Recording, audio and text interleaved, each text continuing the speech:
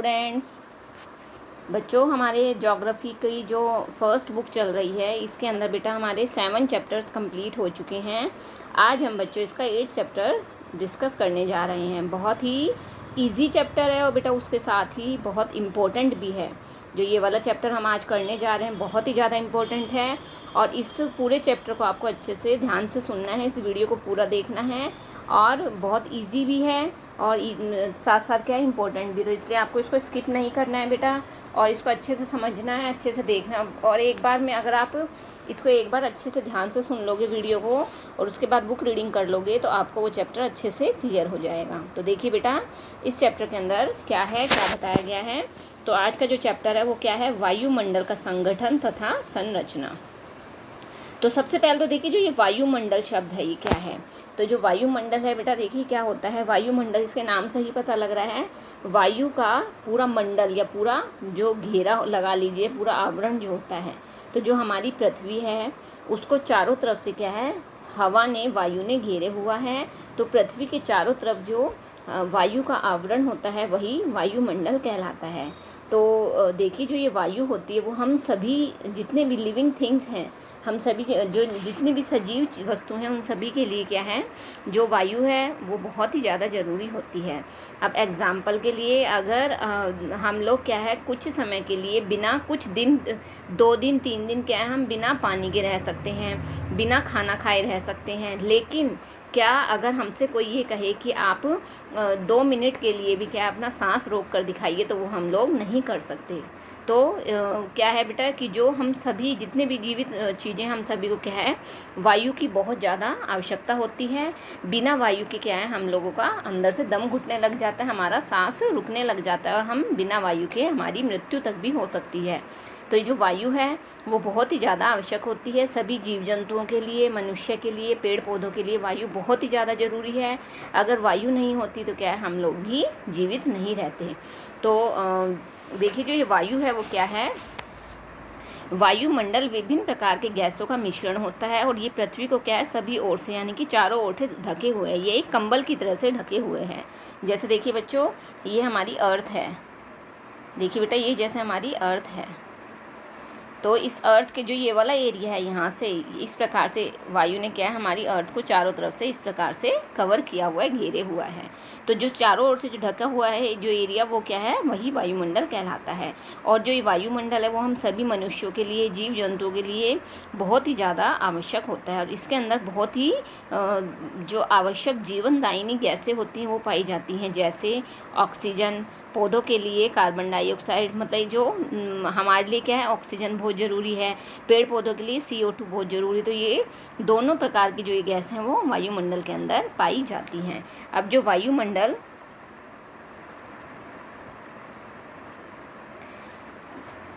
वायु पृथ्वी के द्रव्यमान का अभिन्न भाग है और इसके कुल द्रव्यमान का 99% जो पृथ्वी की सतह से 32 किलोमीटर की ऊंचाई तक स्थित है। यानी कि जो इम्पोर्टेंट जो गैसें हैं वो क्या है हमारी पृथ्वी के 32 किलोमीटर की ऊंचाई तक स्थित है। और ऊपर जैसे जैसे ऊंचाई बढ़ती है वहाँ पर जो गैसें हैं वो भी परिवर्तित होती जाती हैं। जो वायु होती है वो कैसी होती है बेटा, रंगहीन होती है। यानी कि जो गैस होती है वो क्या है रंगहीन होती है, उसका कोई कलर नहीं होता है और गंधहीन, और उसकी कोई गंध भी महक भी नहीं होती है। जबकि यह पवन की तरह बहती है, जैसे हवा चलती है उसी प्रकार से ये भी बहती है। बहने का मतलब चलती है और हम सिर्फ इसे क्या महसूस कर सकते हैं, हम हवा को देख नहीं सकते हैं। जैसे अब हम लोगों को क्या गर्मी बहुत ज़्यादा लगती है, तो गर्मी लगती है तो क्या है हमें गर्मी वो दिखाई नहीं दे रही, लेकिन जैसे ही हम फ़ैन ऑन करते हैं तो क्या है हमें ठंडक महसूस होती है। तो जो फ़ैन से क्या है कोई हमें हवा निकलती हुई दिखाई देती है नहीं, लेकिन जब फ़ैन चलता है तो जो वायु क्या है हर जगह होती है, हर जगह मौजूद होती है। तो जब वो फ़ैन घूमता है तो उसकी वजह से क्या है वो जो वायु है वो पूरे रूम के अंदर फैल जाती है और इससे हमें ठंडक का एहसास होता है। तो जो हवा होती है उसे हम लोग देख नहीं सकते हैं और ना ही उसका कोई गंध होती है, ना ही कलर होता है, लेकिन हम इसे सिर्फ फील कर सकते हैं, महसूस कर सकते हैं। अब नेक्स्ट हेडिंग आती है बेटा वायुमंडल का संगठन। जो नेक्स्ट हेडिंग है वो क्या है, वायुमंडल का संगठन। संगठन का मतलब होता है कि जो वायुमंडल है इसके अंदर कौन कौन सी गैसें पाई जाती हैं। तो देखिए बच्चों, जो वायुमंडल है उसके अंदर बहुत सारी अलग अलग प्रकार की गैस पाई जाती हैं, जल वाष्प पाए जाते हैं और धूल के कण भी पाए जाते हैं। और जो वायुमंडल की ऊपरी परत है उसके अंदर गैस का जो अनुपात है वो मतलब बदलता रहता है। जैसे 120 किलोमीटर की ऊंचाई पर जो ऑक्सीजन की मात्रा होती है वो नगण्य हो जाती है। नगण्य मतलब बिल्कुल ख़त्म हो जाती है। 120 मीटर की ऊंचाई के बाद से और ऊपर जाने के बाद क्या है, ऑक्सीजन ख़त्म हो जाती है। और यही रीज़न है कि जो ये रॉकेट वगैरह जाते हैं स्पेस में, तो उसके अंदर क्या है, ऑक्सीजन सिलेंडर साथ लेकर जाना पड़ता है, क्योंकि ज़्यादा ऊंचाई पर जाने के बाद क्या ऑक्सीजन नहीं होती है। और इसी प्रकार से जो CO2 है और जो जल वाष्प पृथ्वी की सतह से 90 किलोमीटर की ऊंचाई तक ही पाए जाते हैं। मतलब ये अलग अलग लेयर के अंदर डिवाइड हैं। और जैसे अब 90 किलोमीटर की ऊंचाई तक तो क्या है, कार्बन डाइऑक्साइड और जल वाष्प पाए जाते हैं, लेकिन जब इससे ऊपर जाएंगे तो क्या है, ये दोनों चीज़ नहीं पाई जाएंगी। उसी प्रकार से जो ऑक्सीजन है वो क्या है, 120 किलोमीटर की ऊंचाई तक तो प्रॉपर मिलती रहेगी, लेकिन अगर उससे ऊपर जाते हैं तो क्या है, ऑक्सीजन की मात्रा बिल्कुल ख़त्म हो जाती है। तो इस प्रकार से अलग अलग ऊंचाई पर क्या अलग अलग प्रकार की गैसें पाई जाती हैं। अब देखिए बच्चों, नेक्स्ट हेडिंग आती है गैस। अब देखिए, अब गैस के अंदर देखिए कौन कौन सी इम्पोर्टेंट है, कौन कौन सी गैसें इसमें पाई जाती हैं। तो सबसे फर्स्ट आती है बेटा, सबसे फर्स्ट है इसका गैस के अंदर देखिए CO2 मौसम विज्ञान की दृष्टि से बहुत ही महत्वपूर्ण गैस होती है। क्यों? क्योंकि यह सौर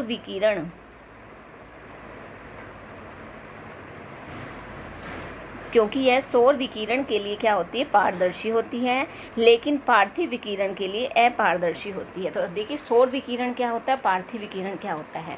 देखिए बच्चों, क्या होता है, जब सौर विकिरण क्या होता है, जब सूर्य की किरणें धरती तक पहुंचती हैं तो क्या है, जो सौर विकिरण का मतलब होता है जो सूरज की जो किरणें और जो धरती तक पहुंचती हैं तो वो क्या होती है, पारदर्शी। यानी कि जब वो जो CO2 है वो उसके लिए तो बहुत आवश्यक होती है, लेकिन जब पृथ्वी से टकराने के बाद जब बची हुई जो सूर्य की किरणें जब वो वापस जाती हैं तो उसके लिए क्या होती है, CO2 अपारदर्शी होती है। पार्थिव विकिरण होता है पृथ्वी का विकिरण और सौर विकिरण सूर्य का विकिरण। तो जो ये सौर विकिरण के एक अंश को क्या है, CO2 सोख लेती है और इसके कुछ भाग को पृथ्वी की सतह की ओर प्रतिबिंबित, यानी कि कुछ भाग को तो क्या है CO2 अपने अंदर अब्जॉर्व कर लेती है, कुछ भाग कहाँ चला जाता है, पृथ्वी तक चला जाता है। और यह ग्रीन हाउस प्रभाव के लिए पूरी तरह से उत्तरदायी होता है। अब आप लोगों को पता होना चाहिए कि बेटा ग्रीन हाउस क्या होता है। आप लोगों ने छोटी क्लास के अंदर भी पढ़ा होगा, लेकिन चलो कोई नहीं, मैं एक बार फिर से आपको रिपीट करवा देती हूँ। ग्रीन हाउस देखिए क्या होता है। कई बार क्या होता है बेटा, आप लोगों ने देखा होगा जैसे नर्सरी वगैरह होती हैं जहाँ पर पेड़ पौधे उगाए जाते हैं, तो वहाँ पर क्या है, एक ग्रीन कलर का क्या है, एक जाल, मतलब पूरा एक कवर कर दी, जहाँ पर जो ठंडे इलाके होते हैं, ठंडे एरियाज़ होते हैं जहाँ पर स्नोफॉल होती है, तो उस एरियाज़ के अंदर क्या है, गार्डनिंग करने के लिए क्या किया जाता है वहाँ पर, क्योंकि देखिए ज़्यादा तेज़ ठंड भी क्या है, पेड़ पौधों के लिए नुकसानदायी होती है। तो उन एरियाज़ के अंदर क्या करते हैं, एक ग्रीन कलर हाउस टाइप में बना देते हैं, घर टाइप में, झोपड़ी टाइप में बना देते हैं, और पूरी एक चादर होती है ग्रीन कलर की, उससे उसको कवर कर देते हैं और उसके अंदर क्या है, पेड़ पौधों को सुरक्षित रखा जाता है। और बाहर तो देखिए बेटा क्या होता है, बर्फ़ गिर रही होती है, तो जब वो बर्फ़ क्या है उस हरे रंग की चादर के ऊपर, हरी ग्रीन कलर की शीट के ऊपर गिरती है तो उसको कोई असर नहीं होता, यानी कि वो जो ठंडक है वो अंदर तक नहीं पहुंच पाती है। लेकिन अंदर कैसा एनवायरनमेंट होता है, अंदर बिल्कुल एकदम गर्म एनवायरनमेंट होता है, अंदर CO2 होती है। तो सेम उसी प्रकार से कार्य करती है कि बाहर स्नोफॉल हो रही है, लेकिन उस स्नोफॉल का असर क्या है, तो पेड़ पौधों के ऊपर नहीं जा रहा है। पेड़ पौधों को प्रॉपर जो वायु मिलनी चाहिए वो उन्हें प्रॉपर वायु कहाँ मिलती है, ग्रीन हाउस के अंदर मिलती है। तो इसे ही ग्रीन हाउस इफेक्ट कहा जाता है। दूसरी गैसों का आयतन स्थिर होता है, जबकि पिछले कुछ दशकों में जीवाश्म ईंधन को जलाए जाने के कारण CO2 के आयतन में लगातार वृद्धि हो रही है। यानी कि जो CO2 गैस है वो क्या है, बहुत तेज़ी से बढ़ रही है। कुछ तो ये हमारे वायुमंडल में वैसे ही है और कुछ इसकी क्या है, मात्रा और भी तेज़ी से बढ़ रही है। तो ज़्यादा तेज़ी से CO2 बढ़ने की वजह से क्या हो रहा है, ग्लोबल वार्मिंग भी बढ़ती जा रही है और इसने क्या है, तापमान को भी बढ़ा दिया है, क्योंकि जो CO2 है उसके द्वारा क्या है, तापमान में वृद्धि होती है। ओजोन वायुमंडल का दूसरा महत्वपूर्ण घटक है जो पृथ्वी की सतह से 10 से 50 किलोमीटर की ऊंचाई के बीच पाया जाता है। बेटा जो वायुमंडल है उसे 5 लेयर्स के अंदर डिवाइड किया गया है। ये आप लोगों ने पढ़ा भी होगा, जिसे शोभमंडल, समताप मंडल, मध्य मंडल, आयन मंडल और बहिर्मंडल कहा जाता है। ये आप लोगों ने 7th में भी पढ़ा है, 6th में भी पढ़ा है और 8th क्लास में भी पढ़ा है। तो ये सारी अलग अलग लेयर्स होती हैं, 5 लेयर्स के अंदर इसे डिवाइड किया गया है उसे, और अलग अलग लेयर्स के अंदर अलग अलग प्रकार की गैसें पाई जाती हैं। और यह एक फ़िल्टर की तरह कार्य करता है। फ़िल्टर की तरह मतलब जैसे जब हम चाय की छलनी में से चाय को छानते हैं तो क्या होता है, जो चाय होती है वो नीचे आ जाती है और जो पत्ती होती है वो उस छलनी के अंदर ही रह जाती है। उसी प्रकार से जो ओजोन जो होती है, ओजोन जो लेयर होती है वो क्या एक फ़िल्टर का कार्य करती है।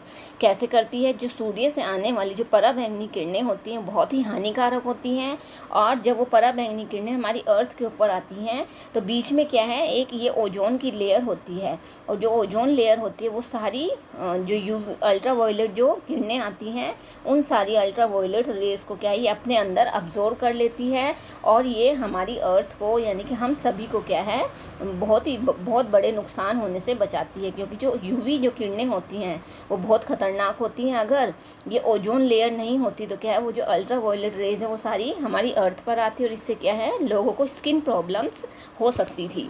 लेकिन जो हमारे मतलब कुछ भी लगा लीजिए बेटा, बेवकूफ़ी लगा लीजिए, इंसानों की लापरवाही लगा लीजिए, केयरलेसनेस लगा लीजिए, उसकी वजह से क्या है जो ओजोन लेयर है उसके अंदर क्या है छेद होने लग गए हैं, और ये हम सभी के लिए बहुत ही ज़्यादा घातक सिद्ध हो सकता है।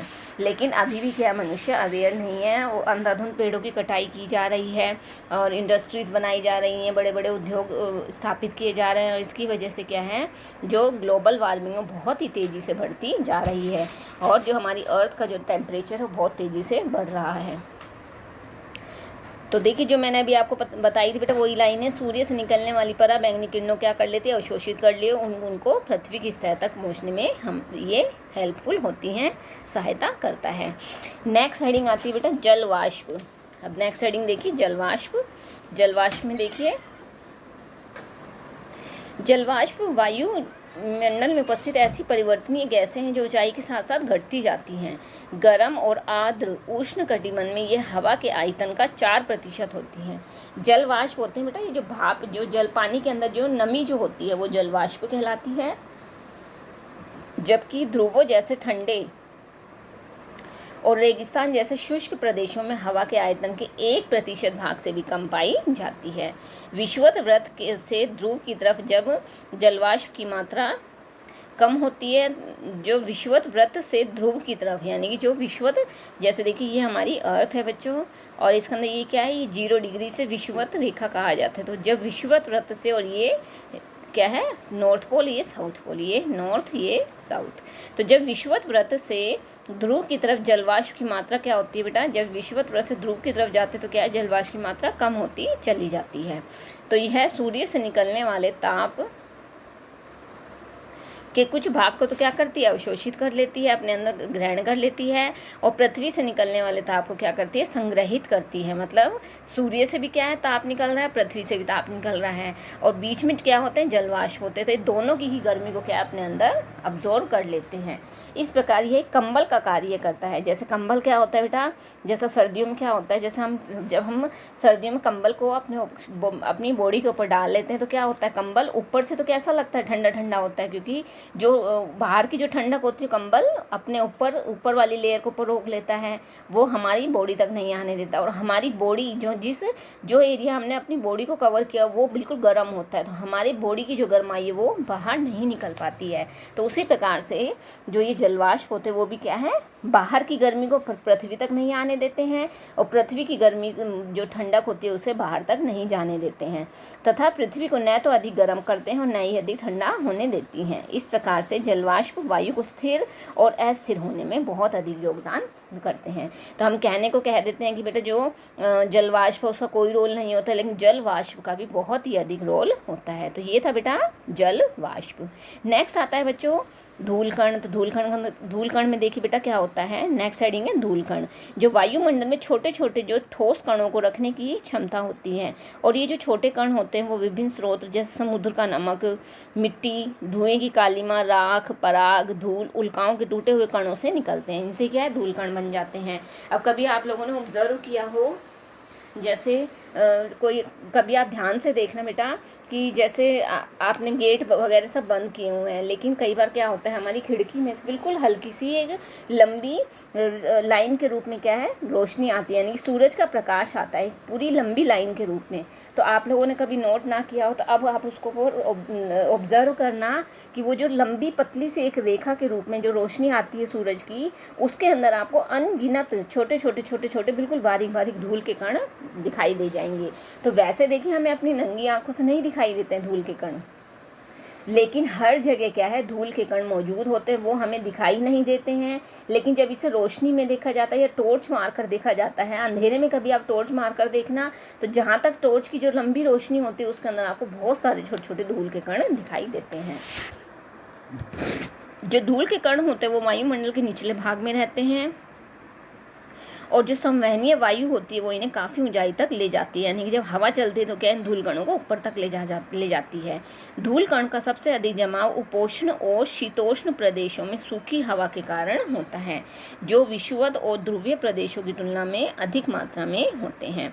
धूल और नमक के जो कण होते हैं वो आर्द्रता ग्राही केंद्र की तरह कार्य करते हैं, और इसके चारों ओर जल वाष्प संघनित होकर मेघों का निर्माण करते हैं। यानी कि जो धूल के कण होते हैं उसके चारों तरफ क्या है, जब नमी इकट्ठी हो जाती है तो उससे ही क्या होता है, बादलों का निर्माण होता है।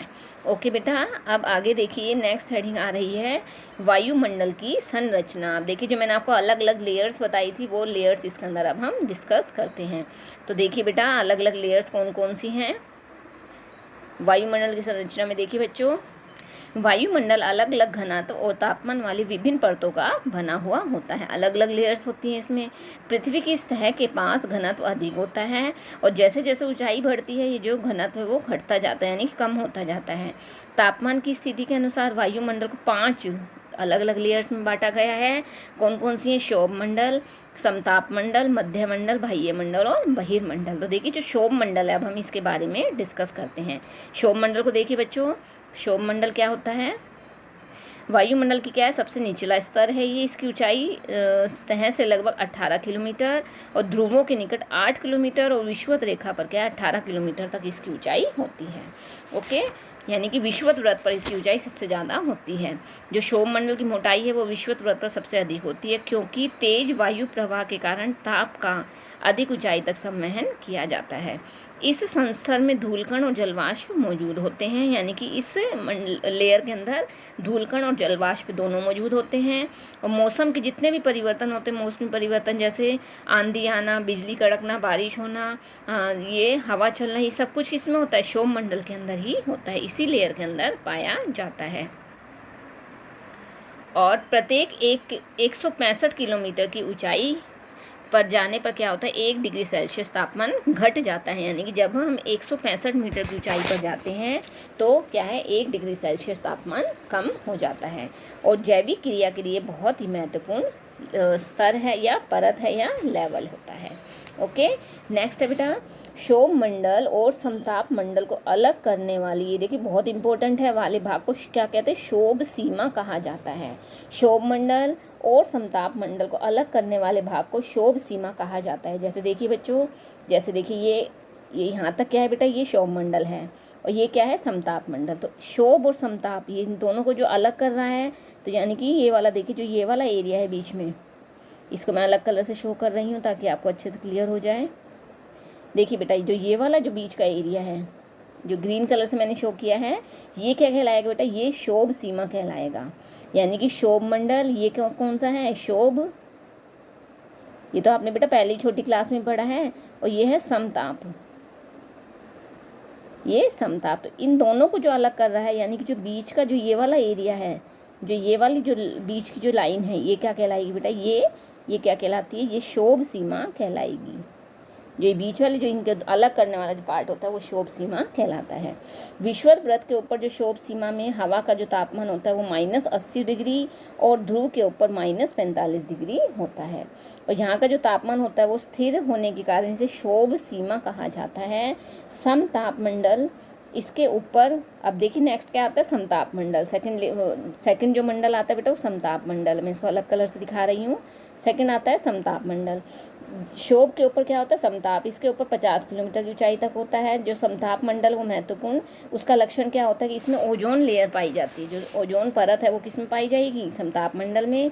और यह जो लेयर होती है वो पराबैंगनी किरणों को क्या कर लेती है, अपने अंदर अवशोषित करके पृथ्वी को ऊर्जा के तीव्र और हानिकारक तत्वों से बचाती है। मध्य मंडल, अब थर्ड नेक्स्ट जो आती है बेटा वो क्या है,